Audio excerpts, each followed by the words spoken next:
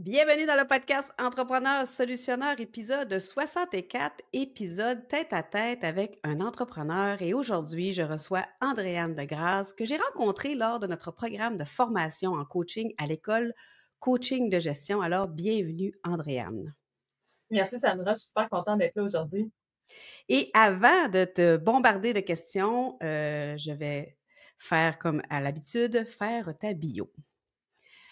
Diplômée en gestion des opérations et en gestion des ressources humaines à HEC Montréal, ainsi qu'en santé et sécurité du travail à l'Université de Montréal, Andréane cumule plus de 20 ans d'expérience dans le domaine des opérations, dont 15 années spécifiquement dédiées à la santé et sécurité du travail au sein de grandes entreprises de renommée internationale.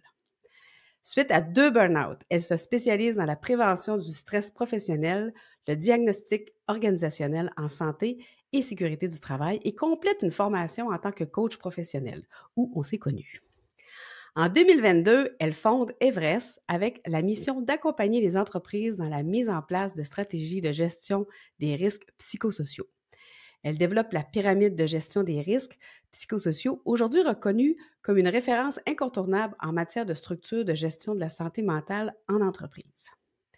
Aujourd'hui, elle enseigne la formation pour devenir auditeur principal de la norme ISO sur le système de management de la santé et sécurité du travail, ainsi que les exigences de la norme ISO sur le système de management des risques psychosociaux au travail, en collaboration avec British Standard Institute. Mon anglais est super.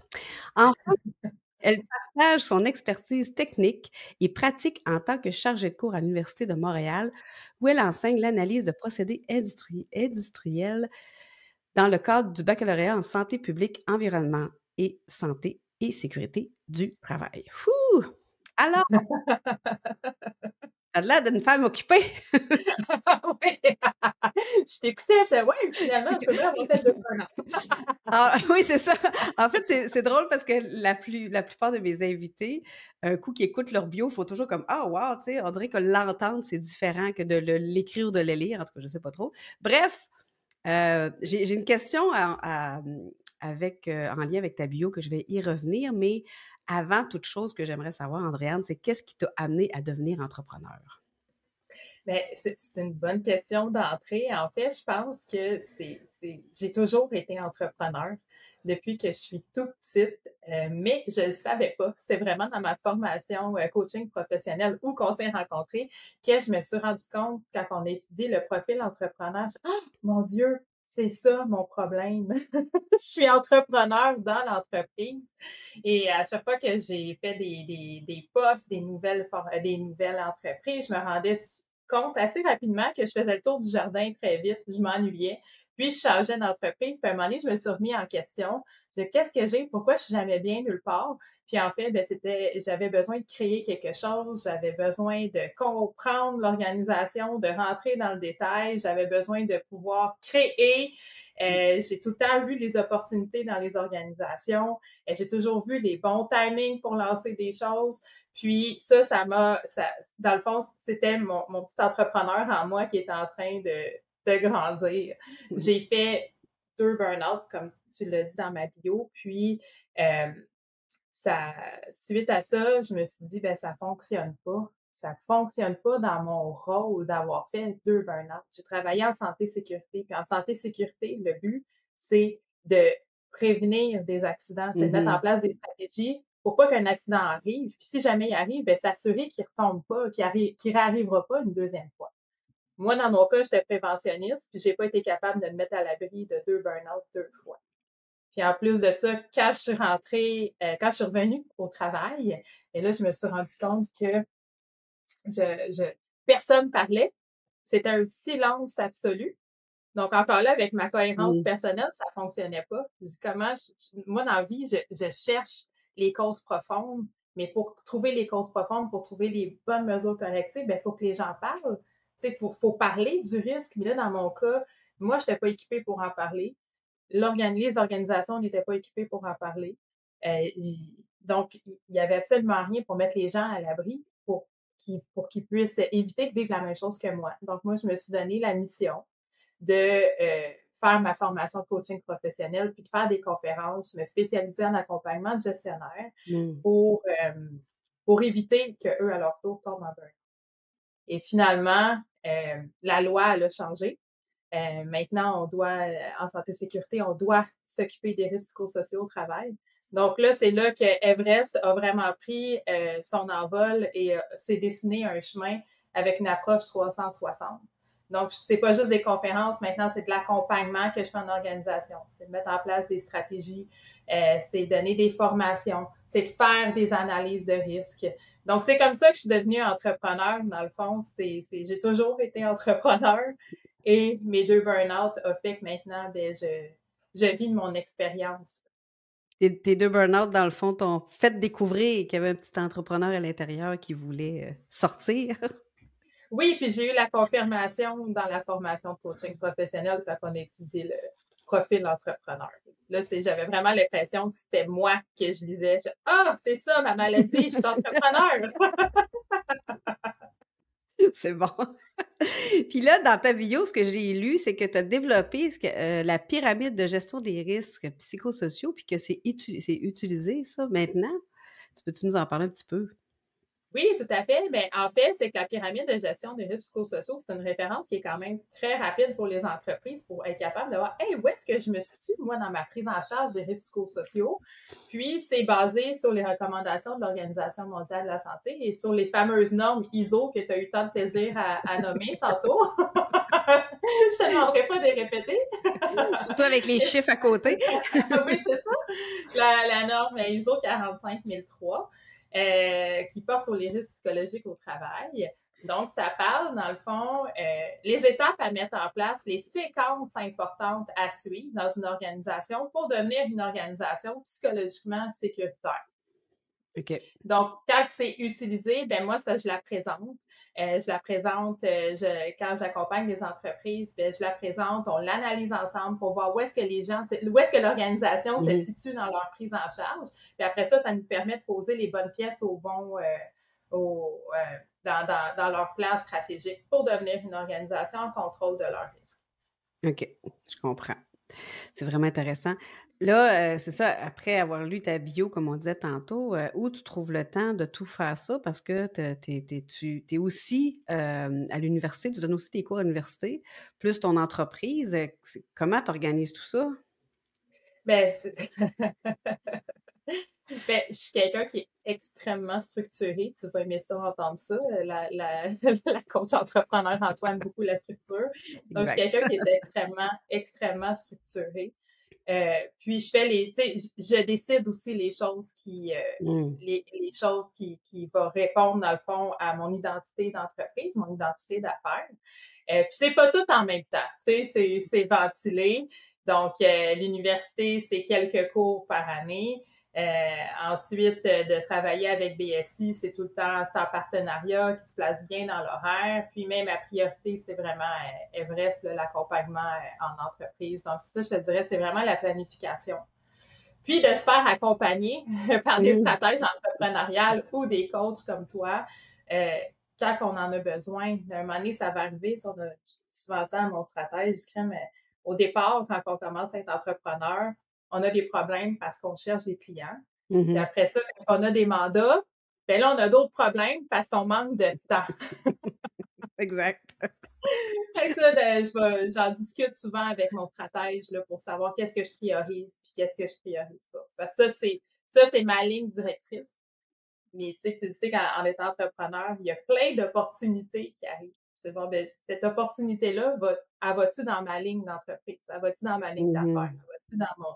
Des fois, il y a des objectifs qu'on n'a pas le choix, mais il y en a d'autres, des fois, que c'est super le fun, mais pas maintenant. OK. Ah, c'est bon ça, j'aime ça. Pas maintenant. Et comment tu fais, quand il y a des moments où justement, tu sais, il y a sûrement eu des moments où c'était plus difficile, où tu as douté, ou peut-être que ça t'arrive encore, là. Qu'est-ce que tu fais pour te sortir de ces creux-là, si on veut? Tu sais, moi, ça fait 3 ans que j'ai Everest. Pendant 2 ans, j'ai été flexpreneur, là, que dans le fond, j'avais mon entreprise, puis je travaillais dans une entreprise pour un autre employeur. Puis, ça m'a pris 2 ans pour me décider de me lancer vraiment comme solopreneur, là, vraiment lancer puis Mmh. vivre de ça à 100%. Puis, ça a été un processus super long, puis je suis allée m'entourer vraiment des meilleures personnes autour de moi. Tu sais, autant d'entreprises, j'avais tout le temps un beau réseau, j'avais tout le temps des personnes de confiance, des personnes, tu sais, qui challenge, Mhm. j'avais des mentors, des petits développements personnels et professionnels. Puis quand je me suis lancée à mon compte, ben, j'ai fait exactement la même chose, mais j'ai préparé le terrain avant de lancer ça à temps plein. Fait que, tu sais, je me suis entourée d'un psychologue. Après ça, je me suis entourée d'un stratège entrepreneurial. Je me suis entourée de quelqu'un qui est, tu sais, moi, l'informatique, ça me cassait la tête. Je suis allée me chercher quelqu'un en informatique. Je suis allée me chercher quelqu'un pour tout mon SEO. Je suis allée me chercher quelqu'un pour tout mon marketing. Je me suis vraiment entourée d'une équipe Mhm. super solide et je me suis pas donné la pression d'avoir réponse à tout. Vraiment OK, pas. Tu sais. c'est bon ça. Moi, je réponse à tout dans ma ligne d'entreprise, dans mon Mhm. expertise. Mais pour créer mon entreprise, j'ai besoin d'aide. Donc, j'ai pris 2 ans pour choisir les bons joueurs. Puis aujourd'hui, ces personnes-là font toujours partie de mon réseau.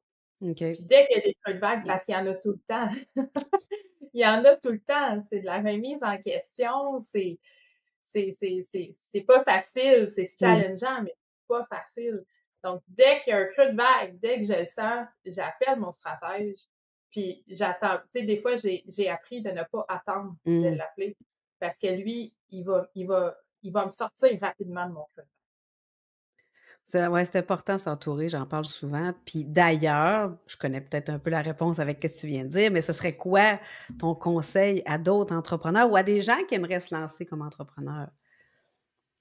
Ben, pour moi, ça a été vraiment mon stratège, là. C'est Alexandre Vizina, là. Je fais du name dropping parce que c'est super positif, là.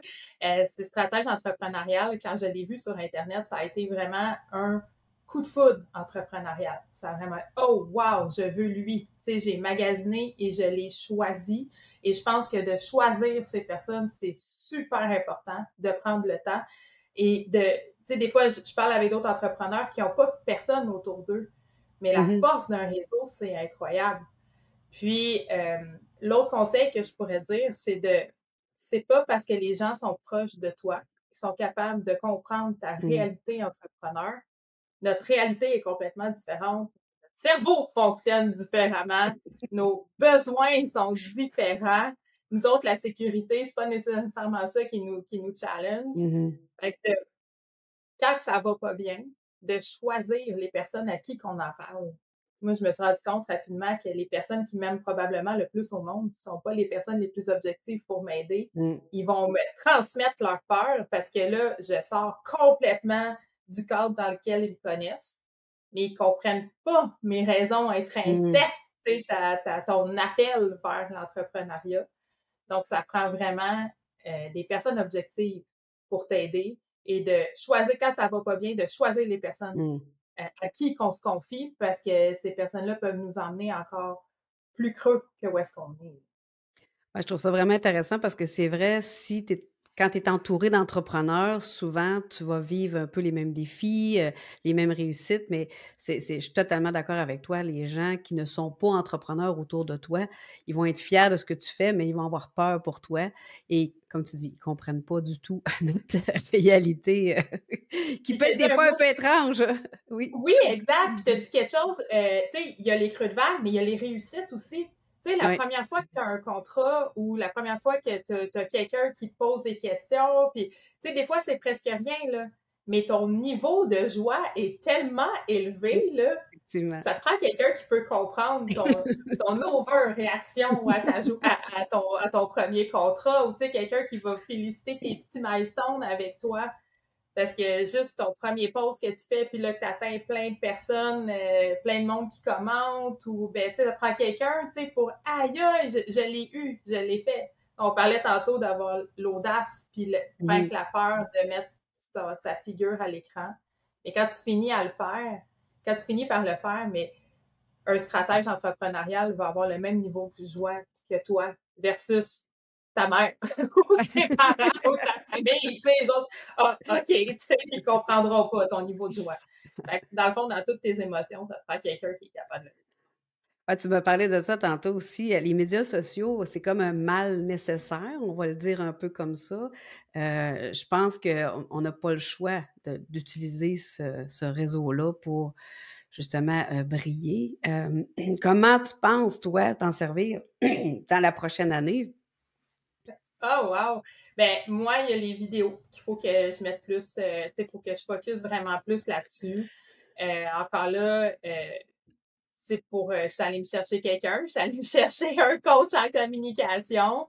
Même avant, tu sais, quand je parlais tantôt de mon processus avant de me lancer à temps plein en entrepreneuriat, je m'étais fait accompagner par une coach professionnelle pour savoir jusqu'où j'étais prête à me livrer. Mhm. Euh, donc, ça aussi, c'est important, tu sais, de respecter, dans le fond, sa ligne directrice de Ouais. communication, qui va autant dans l'écriture, qui va dans les blogs, qui va quand on parle avec des clients, quand on est en entreprise, quand on est en conférence. Puis là, je suis rendue, bon, ben là, c'est faire les vidéos. Là, c'est là que je suis rendue, côté médias sociaux. Non, en fait, moi, ce que j'ai trouvé difficile au début, c'est de faire un peu la séparation entre ma vie professionnelle et personnelle. Tu sais, professionnelle, ça me dérange pas de faire plein de vidéos, puis j'essaie de conserver un peu le côté personnel parce que, ben, ils ont pas choisi ça. Tu sais, on le disait tantôt, les gens qui sont autour de toi, s'ils sont pas entrepreneurs, ils ont pas la même réalité que toi, ben, j'ai pas à leur imposer ça. Fait que moi, ça a été ça un petit peu le travail que j'ai dû faire de dire, ben OK, ça c'est professionnellement, je vais tout vous dire ce que j'ai à dire, mais personnellement, ça va rester dans mon petit jardin secret. Puis Fait que quand ça, c'est j'ai... ce que tu as décidé Oui, de exact. pas aller là. Ouais. OK. Fait que sur, tu sais, sur les médias sociaux, généralement, c'est très rare que je vais publier des photos. Ça va arriver, là, quelques fois, mais tu sais, j'irai pas vers là de façon... parce que mes médias sociaux à moi sont plus professionnels. Fait que j'évite un peu ce côté-là, mais c'est plus pour préserver les gens autour de moi. S'ils sont d'accord, il n'y en a pas de problème, mais tu sais, j'ai un peu de difficulté, je te dirais, à mélanger les deux. Fait que des fois, mais quand j'ai fait cette distinction-là, ça l'a comme fait, OK, c'est beau. Professionnellement, je me OK. laisse lousse, mais Mais personnellement, moi, je vais garder ça. Si quelqu'un me tag parce qu'on a fait quelque chose ensemble, il n'y a pas de problème, mais je ne vais pas le faire d'emblée, si tu veux, parce que pour moi, c'est important de préserver les gens autour de moi. ben, c'est correct tant que c'est aligné avec ton identité d'affaires et avec ton identité Exact. personnelle, Qui, tout est aligné. qui aimerait faire affaire avec toi, tu penses? C'est qui ton client idéal? Mais là, pour l'instant, c'est sûr, c'est les entreprises qui ont quand même une. Il y a deux types, dans le fond. Il y a les entreprises qui ont quand même une belle maturité au côté santé-sécurité, qui voient que les risques psychosociaux, c'est quelque chose d'important, qui veulent mettre en place leurs responsabilités légales, qui veulent devenir une organisation psychologiquement sécuritaire. Ça, c'est une chose. Et il y a les autres entreprises qui sont un petit peu plus réactives, qui se rendent compte que, oh là là, on a des problèmes de climat de travail, Hmm. j'ai des problèmes, mes gestionnaires sont pas bien équipés, faut que je leur donne des outils, mais j'ai besoin d'identifier c'est quoi les problèmes avant de leur donner les bons outils. Donc, c'est vraiment, pour l'instant, c'est vraiment les deux, c'est les deux, c'est comme deux opposés. C'est normal parce que la loi est nouvelle, tu sais, c'est sorti Mhm. ça il y a quelques années, ça fait même pas 3 ans, donc c'est le temps que la loi commence à être mature, que les gens comprennent qu'est-ce qu'ils ont à faire, euh, puis que la CNSST se mette en action pour aller en entreprise. Donc, tu sais, c'est petit pas par petit pas. Donc, c'est grosse entreprise ou entreprise réactive, je te dirais, OK. pour l'instant. Mais c'est applicable à tout le type d'entreprise, là, même au niveau personnel, parce que je donne le coaching personnel aussi en accompagnement gestionnaire. Et en début, tu m'as dit que tu faisais des conférences. Tu fais ça en entreprise? Oui, je le fais en entreprise, je le fais aussi en événement. OK. Je le fais dans des associations, dans des regroupements de santé et sécurité. C'est vraiment partout pour l'instant, là, parce que c'est des risques psychosociaux, ça touche vraiment tout le monde. Et là, j'ai ouï dire qu'il y a quelque chose qui s'en venait pour toi. Oui! Oui, je suis super contente. J'ai eu la confirmation dernièrement que mon livre va sortir le 5 novembre. Donc, 5 accompagné. novembre? Oui, 2025. OK. Ouais. Je pensais Donc, que c'était plus tôt. non, ça serait vraiment le fun, mais non, le processus, il est quand même assez long. Il y a beaucoup d'étapes à suivre avant d'avoir le livre vraiment physique, mais c'est sûr que le 5 novembre, ça va sortir. Donc, ça va porter sur comment est-ce qu'on devient une organisation psychologiquement sécuritaire? La fameuse pyramide, qu'est-ce qu'on fait avec ça? Mmh. Je l'applique. Fait que c'est vraiment ma méthodologie que j'offre aux gens pour que ça puisse atteindre encore plus de personnes, parce que peut-être qu'il y a des gens qui sont pas nécessairement, qui n'ont pas nécessairement les moyens, les entreprises qui n'ont pas nécessairement les moyens pour s'offrir des services comme les miens, mais au moins, ben, je vais pouvoir les contaminer quand même via mon livre. Cool, c'est vraiment mais bravo, félicitations. C'est comme je te disais avant qu'on enregistre, c'est une de mes, un de mes défis, pas défis, un de mes objectifs, d'écrire un livre. Donc, j'ai bien hâte de voir ça en novembre. Sinon, Andréane, parle-nous un peu de tu sais, tu m'as parlé de comment tu es devenue entrepreneur, qu'est-ce qui te passionne là-dedans, là? Qu'est-ce qui tu sais, parce que je pense pas que tu reviendras en arrière, on s'entend, là? Non. Oh no! Donc qu'est-ce qui te On sait passionne? jamais, mais pour l'instant, ça fait pas partie des projets à, à court terme. Donc, qu'est-ce qui te passionne là-dedans, là, de ce côté entrepreneur et tout ce qui vient avec, évidemment? Ben, en fait, moi, ce qui me passionne, c'est de pouvoir de pouvoir créer tout ce que je fais, de pouvoir contaminer les entreprises, les rencontres avec des entreprises différentes. À tous les jours, je rencontre des entreprises différentes. C'est soit pour des mandats, soit pour des formations, soit juste pour établir un contact. C'est tellement enrichissant. Je trouve ça tellement le fun.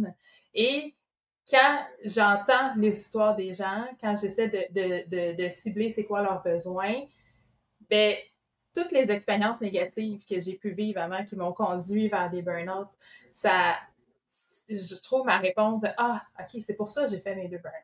Quand Mmh. j'arrive aujourd'hui puis que je suis capable de comprendre vraiment rapidement qu'est-ce que les gens vivent, euh, puis que les gens, oh, wow, quand ils me regardent, ils me disent, OK, tu comprends ma réalité, tu comprends ce qui se passe chez nous, tu l'as vécu, tu as des solutions, tu peux venir nous aider. Puis ça, je trouve ça super valorisant d'avoir l'opportunité d'aider les entreprises puis de venir améliorer leur climat de travail. Ça, je trouve ça merveilleux.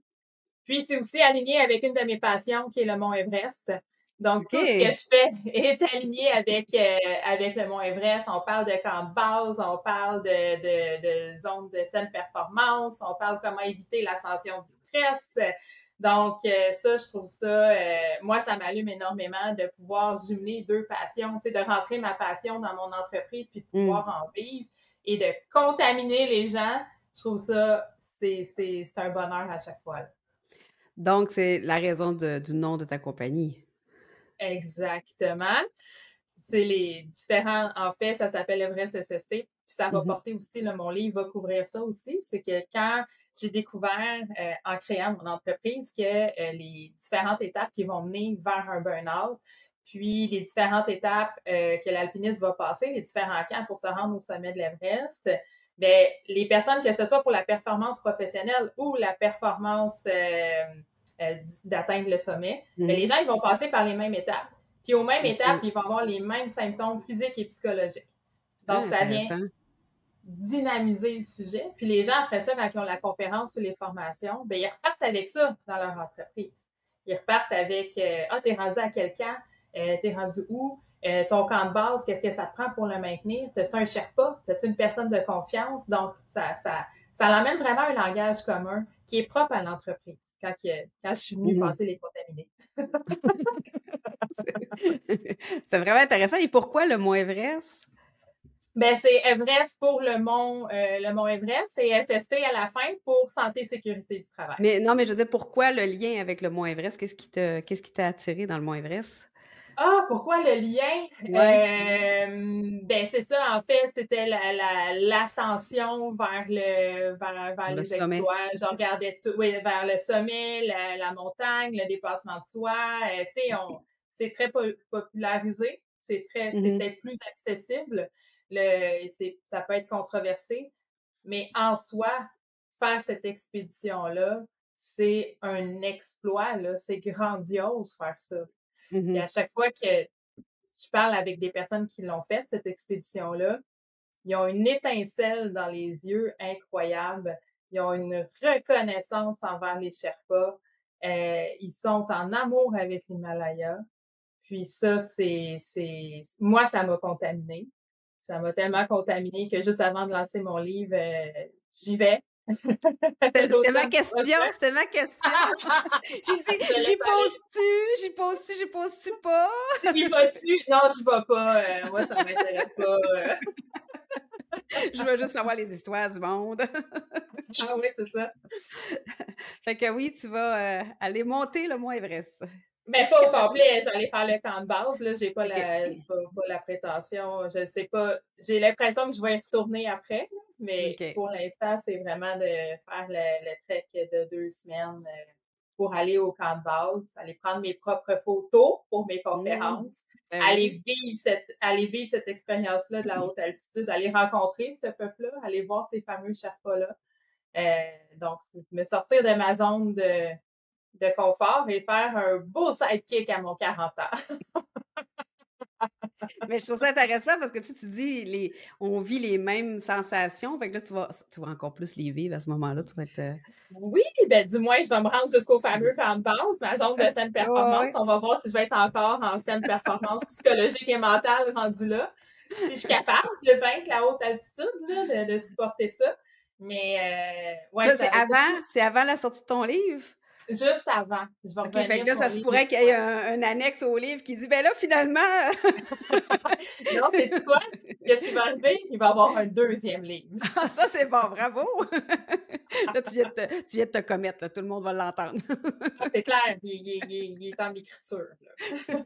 D'ailleurs, c'est ce que j'ai fait tantôt quand je t'ai posé la question sur les médias sociaux, c'est pour que tu te commettes. Moi, j'aime ça mettre les gens en action, fait que tu vas faire Ah, des écoute, moi, vidéos, tu as un 2e livre. je m'auto-mets en action. Là. C'est bon. Peut-être que tu me parleras plus après, mais bon. Ben non, écoute. Non, faut que je te parle parce que toi aussi, tu vas sortir ton livre après. Ouais, c'est ça. Oups! Écoute, j'ai le goût de te demander, ce serait quoi, le mot de la fin? Qu'est-ce que tu aimerais dire, aux gens, avant qu'on termine cette entrevue?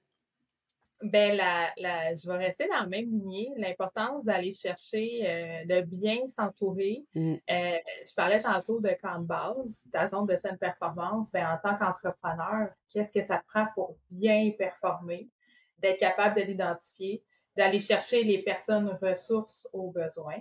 Autant pour les personnes qui sont en entreprise, qui sont des personnes comme moi, qui sont, hey, peut-être c'est ça mon problème, je suis entrepreneur dans l'entreprise. Exact.